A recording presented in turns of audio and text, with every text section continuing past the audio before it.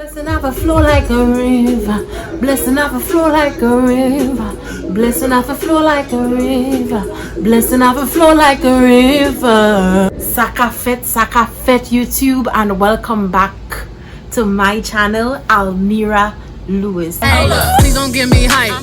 Write my name in ice. For those of you who are already subscribed to my channel, thank you for becoming a Miranator, and thank you for living, for loving, and for laughing with me every Saturday thus far. We will continue to do so. For those of you who unsubscribed, click that subscribe button and hit the notification bell. Help me get to my goal of 500 subscribers for this week, please, and thank you. Share it with somebody if my videos enlighten you, encourage you, make you smile even just a little. Please share. Thank you. Things that you need to consider as an international student prior to going abroad to study. You ready? Because I am definitely ready. Let's get into it. So the first thing I want you to do is determine what your major is going to be. And under that, you have two things that I need you to do. Determine what your passion is, and look at careers that incorporate your passion and that also will bring later on substantial financial returns. Okay? Ensure that whatever major you are selecting relates to your passion, and not just your passion, but later on you're going to get that moolah. You may not become rich, but it is enough to ensure that the standard of living that you will have is one that you will be pleased with. Okay, but how can you determine which sectors might incorporate your passion with some good money or some relatively okay money? Well, let me help you out. Good sectors to get majors in would be health, law or criminal justice, robotics or software engineering, mechanical engineering, architecture. Those are some key industries in which to look for majors. Okay, so that's the first thing you need to do. Consider what your major is going to be. Wrote it down? Good. So on to the next. So you have selected your major. C'est bon. That's good. But you must also consider if the school is accredited. Accreditation simply means that the school is qualified to teach what it says it's going to teach. So let's say you're interested in engineering at MIT. You'd simply Google MIT engineering accreditation, and you would find out that the engineering department is accredited under what is referred to as a ABET, ABET. So we're Googling that right now. As you can see, the Board for Engineering and Technology has accredited the engineering department of MIT. So it's as simple as that. Simply do a Google search on the program. So at this juncture in the video, I'm going to need you to stand up like I am doing. I'm going to need you to take a deep breath, because what I'm about to say a lot of people don't want to hear. Another thing that you need to consider when going to university is, do you have money? Oh, you need to stretch now.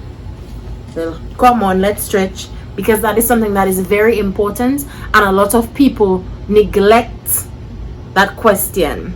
And so I'm going to show you the 3 ways that you can try to accumulate money in order to go to university abroad as an international student.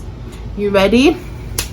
Let's do it. So saving is very important when considering an education abroad as an international student. So let's say you set a goal of $10,000 in whatever currency you may have, and because you are probably living on your own, you have other expenses, you can only allocate $200 from your budget to save towards that $10,000. Although some months you may save more than $200 just so you can get to that goal faster, it may take you a period of about 4 years to get to that goal of $10,000 if you're saving $200 a month, because 200 into 10,000 is 50. So that would be over a 50-month or 4-year period. You would save that $10,000 towards your tertiary level education. So your goal for saving, it could be $20 a month. If you can put $1,000 a month, whatever you can put, 20. But I would suggest that you begin at least $20 a month. save aggressively, because it is your education. You want it, go after it. Okay, so the first thing that I want you to do in terms of finances is save. Scholarships are also very helpful if you are looking for a way to reduce the debt that you would incur during your tenure at school in a different country. So some governments issue scholarships to their citizens to study abroad. Or if, for example, let's say you would like to go to China to study, the Chinese government also gives scholarships to international students coming into their country. I know that the UK also does the same. So you just need to look or do some research as to those types of scholarships and find out more information as it relates to your country. Other scholarships that you can look at are the Oas Scholarships, the Chevening Scholarships for those of you who like to do a postgraduate degree in the UK, the Fulbright Scholarship, which is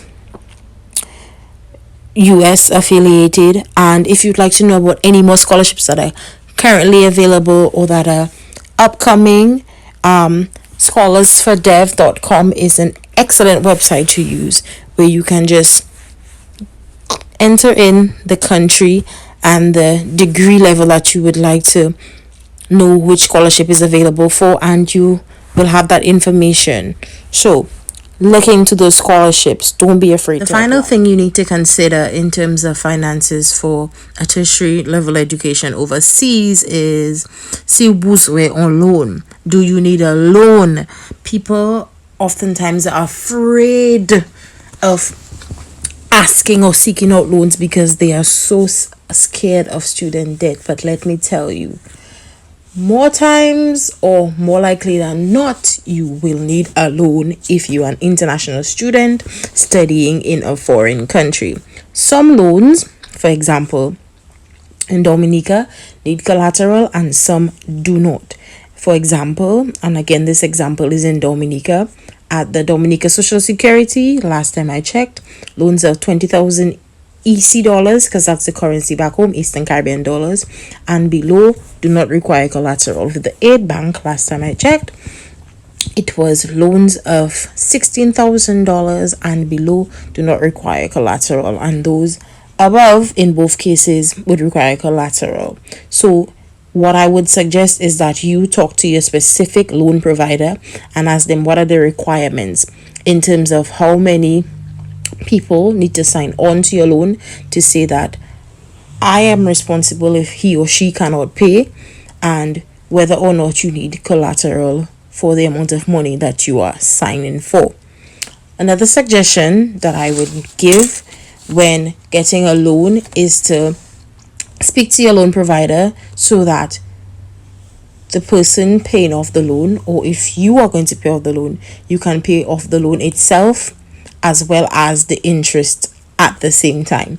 Because sometimes what loan providers do is they allow you to pay the interest that is being incurred on the loan while you're at school, and then when you come back, the $20,000 is still there, but you were simply paying the interest on that $20,000. But what I would suggest is that you speak to them so that you can pay both the interest and the loan at the same time, so that by the time you have completed school, the actual loan itself would have also been reduced to a significant amount. Last thing we're going to consider is our living arrangements, off campus versus on campus. Living on campus, you have less privacy. Living off campus, you have more. Living on campus, you have less responsibility in terms of bills, whereas living off campus, you would have more in terms of being involved in on-campus life.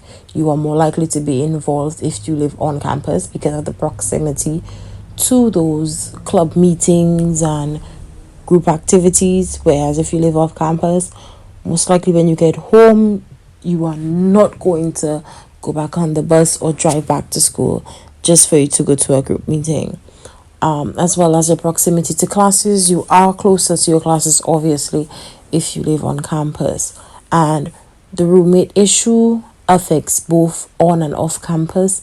It doesn't matter if you live on or off campus, it simply matters what your personality type is and whether you can live in a home with another person.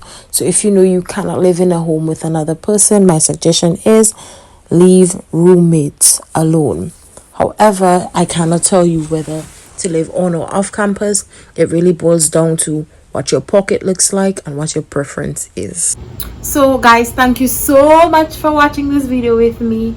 It is always a pleasure. If any of these tips helped you, or if any of these tips will help somebody that you know, please share this video with them. Again, I'm trying to get to 500 subscribers this week, so subscribe, share, like. Please comment any video ideas that you would like to see. And again, thank you for watching my channel, Almira Lewis. And ensure, remember this week to live, to laugh, and to love somebody. Have a great Saturday. Thank you. Hey guys, if you like this video and would like to see more content from me, please remember to subscribe and click the notification bell. Thank you.